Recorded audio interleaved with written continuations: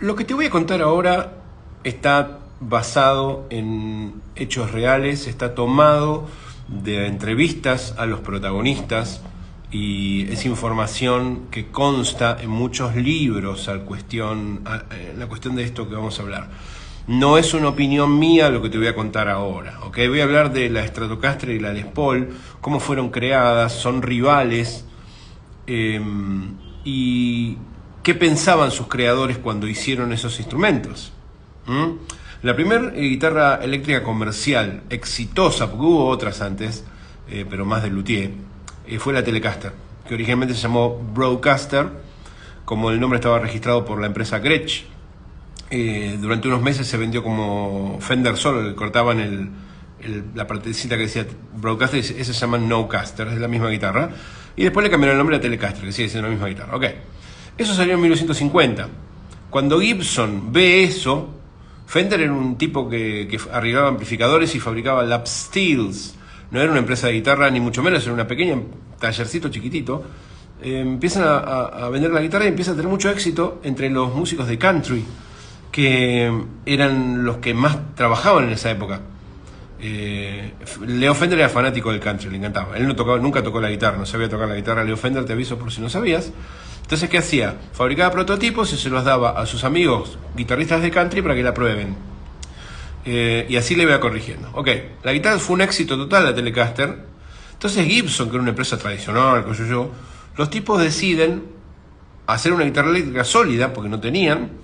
Diseñan lo que vos conocés como Les Paul. Lo contratan a Les Paul para que le ponga la firma. Algunas de las ideas de Les Paul están en la guitarra, pero la guitarra en realidad no fue diseñada por Les Paul, sino por Ted McCarthy y su equipo, el presidente Gibson. Ya lo conté en otro video.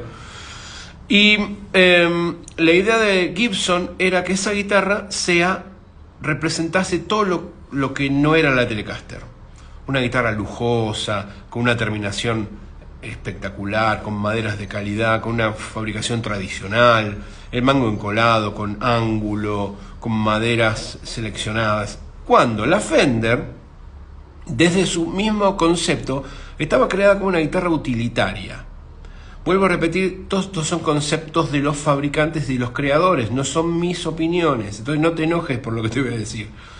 Leo Fender la concibió a la Telecaster como una guitarra para trabajar, con una cosa que no se rompa, por eso no tiene ángulo en la pala, usando maderas, por ejemplo el maple, usaba maple porque era la madera más dura que había y era imposible que se rompa. De hecho, las primeras que fabricó no tenían tensor, porque él consideraba que no era necesario, fíjate vos. Y para la madera de la caja usaba la madera que había más barata. La que más se conseguía en esa época era el ash.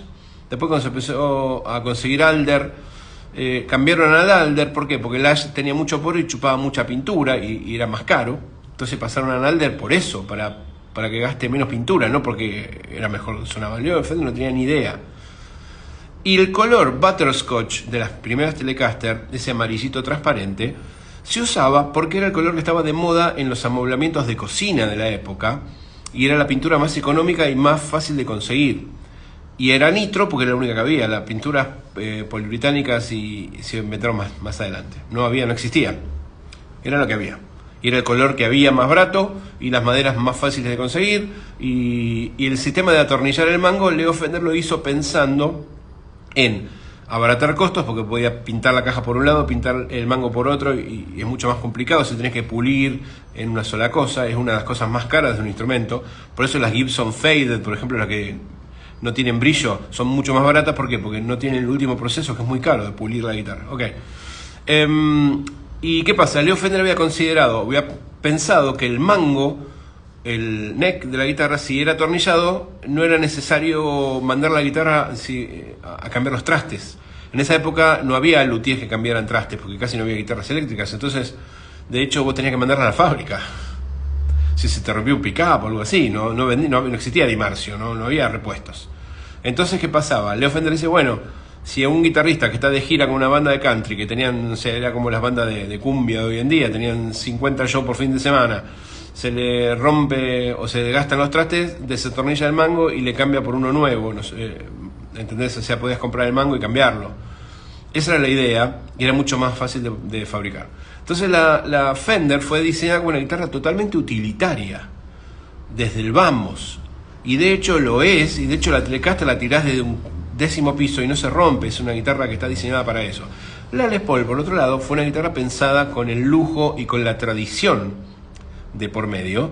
Por eso Gibson empleó el sándwich de caoba con maple, el mango con un ángulo, con la tastiera de rosewood después de ébano en las custom, los inlays, las cenefas, todas esas cosas más lujosas. Y al tener un ángulo en la pala, como las guitarras tradicionales, como la Les Paul tiende a ser pesada, si la tirás al piso se rompe el mango, cosa que en la Fender no pasa porque no tiene ángulo, entonces no pega. El tema este es que lo dice que la Gibson está mal diseñada. Yo le tendría que decirte también que si yo agarro una Ferrari, un Bentley o una Bugatti y la choco contra una pared, se rompe. ¿Está mal diseñado? No tires la Gibson al piso. Así de simple, no es para tirar al piso la Gibson. Sola no se rompe nunca. Yo he tenido Gibson durante décadas y nunca se me rompieron. Una vez rompí una Les Paul porque me la tiraron al piso. Y bueno, es así, no la tires, hermano. Un jarrón, se la tiras al piso y se rompe. ¿Y está mal diseñado el jarrón? No. Bueno, entonces tiene que ver con eso. La utilización que le vas a dar. Entonces, la rivalidad entre Fender y Gibson nace desde el arranque. La Les Paul se creó como una especie de contrapartida de la Telecaster y Gibson trató de contestar haciendo todo lo más lujoso posible. ¿Qué pasa? Cuando Gibson saca la Les Paul, Fender, ¿qué hace? Fender dice, bueno, con calidad y digamos con diseño así tradicional no le vamos a ganar a Gibson porque ellos son una empresa que tiene 100 años y nosotros recién empezamos. Entonces, ¿qué hace Fender? Saca la Strato en el 54. Los tipos dicen, vamos a atacar con modernidad, con versatilidad, bueno, y diseñan la Strato, que cuando salió era un plato volador porque fue la primera guitarra que tenía rebajes del lado de adelante y del lado de atrás. La ergonomía del Strato es una cosa, el balance y toda la cuestión. Lo que mucha gente no sabe es que la Strato, en realidad, el cuerpo de la Strato con los cuernos, en realidad está derivado del Precision Bass. El bajo, que salió en el 51 o 52, no me acuerdo bien el año, tenía el cuerno de arriba, imagínate una Telecaster, pero como el mango era muy largo por la escala, se desbalanceaba, se iba de cabeza. Entonces Fender, ¿qué hace? Le agrega un cuerno arriba para extender y que quede más balanceado cuando te lo colgás. Por eso tiene la forma esa. Entonces cuando diseñan la Stratocaster parten del diseño del Precision. Fíjate vos que una Strato es como un Precision más chiquito, que al principio se llamaba Telecaster Bass, pero bueno, es otra cuestión.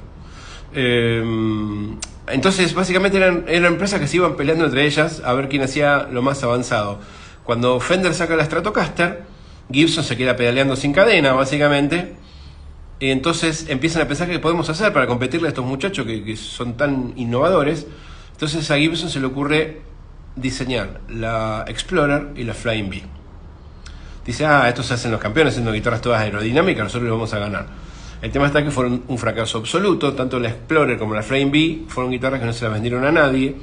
Creo que hicieron en total 100 ejemplares entre las dos en el año 58. Las presentaron en la NAMM del 58, fue un fracaso absoluto.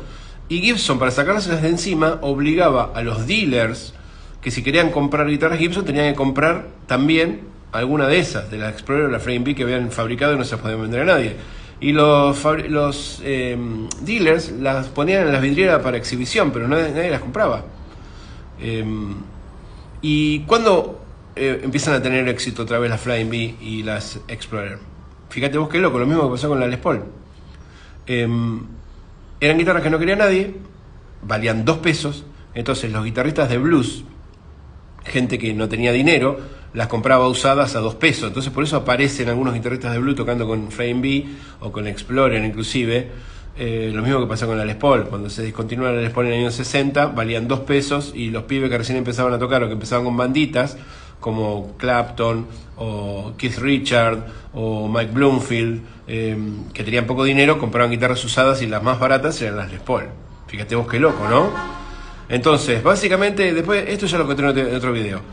Ahí vine a buscar un camión. Pero bueno, lo que te quiero decir es que hay muchas cosas que vos tomás o asumís como que son cosas pensadas y wow, el pensamiento tonal de Leo Fender. No, Leo Fender fue un genio absoluto, pero el tipo no sabía tocar la guitarra. Entonces no elegía la madera porque sonaba mejor el ash que el alder. No. Era por una cuestión de fabricación. Que existe diferencias, por supuesto. El alder suena de una manera, el ash suena de otra, pero eso fueron consecuencias y no cosas buscadas. ¿Se entiende? Bueno, más adelante voy a seguir con la historia porque es interesante. Con esto que te acabo de contar, vas a una fiesta y sos el alma de la fiesta, seguro. Bueno, lo seguimos viendo. Chao.